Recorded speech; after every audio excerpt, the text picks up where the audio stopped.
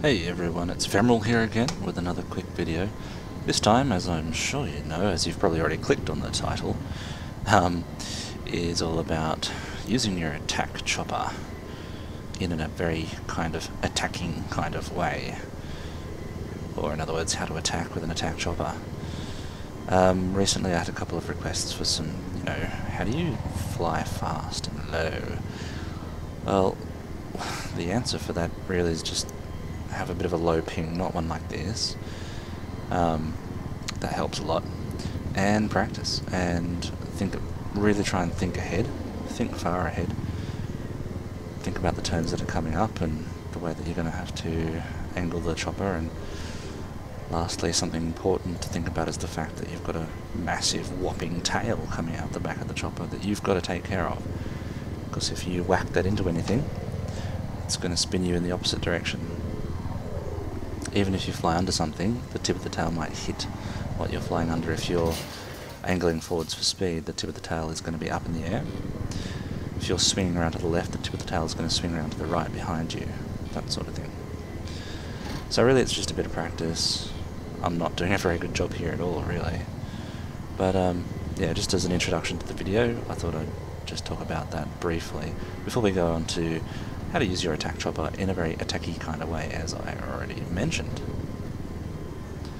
Zoom underneath. Alright, so now to the attacking part. What you'll find a lot of newer players will do is just take a run at their target like this, and as you'll see, I've only had one volley, enough time for one volley, and then I fly away. And if say I was firing at a tank and it was a good tank driver, I probably would have got a tank shell up the arse just then.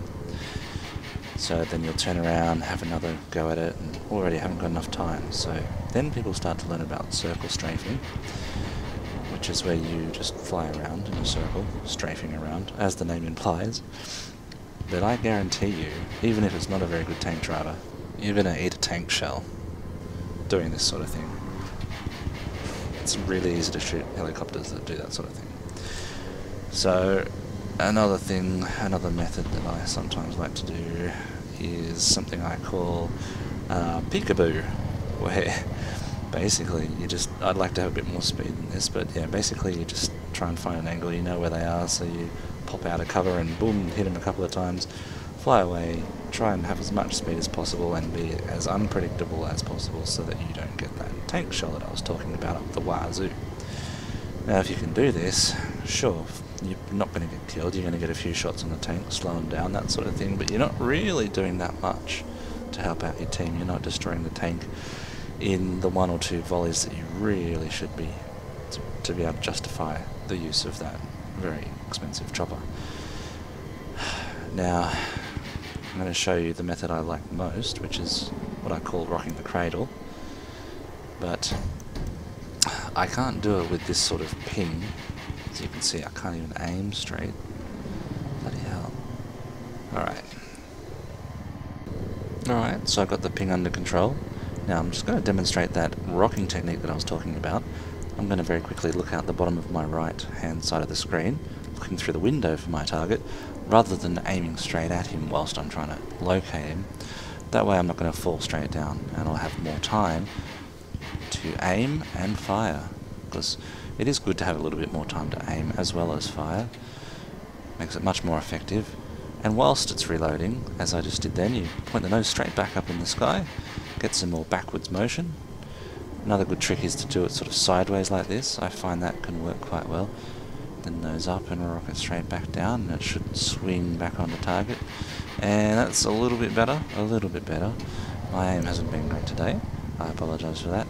But yes, you get a couple of shots and you'll be taking out those tanks in no time, and you won't be getting shot by them as well if you do it this way. So I'm just going to quickly do a quick rundown here of this tank, which is almost finished off. And yeah, that was terrible. I should have done that in just two volleys. Just keep practicing. I've given you the basics. Sometimes when I've been playing, you see good chopper pilots, and it's almost they get this down to a fine art, and it looks like they're just I was going to say hovering, but yeah, that's what choppers do. But you know what I mean. they look like they are suspended without any kind of forward momentum, even though they're aiming straight down. You think, how do they do that? Well, I'm pretty sure this is the way. And yeah, so if you can't, if you can't really get that working, then why not try this technique that I was explaining before, the old attack over the hills, run away, attack, run away, attack, run away. Yeah. You know, it's really not that bad if you, it's not a bad technique. You see, if you time it just right, you get quite a bit of speed as you fly away like that. So, just moving on now to the next part, which I wanted to touch on very briefly, which is the difference between attacking and defending.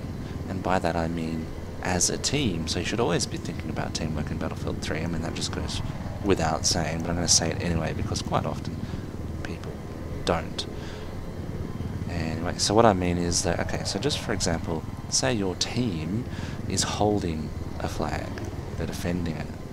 Well, they're going to obviously use that cover around the flag to shoot at enemies coming in, tanks coming in, airplanes. They're going to be able to use that cover to hide and be able to defend much better, basically. But what if your team is attacking that flag? Well, take out that cover. That's what your job, it's part of your job as a chopper pilot should be, is to make things easier for your team. It's quite so you can actually get around the map quite quickly and take out things very quickly.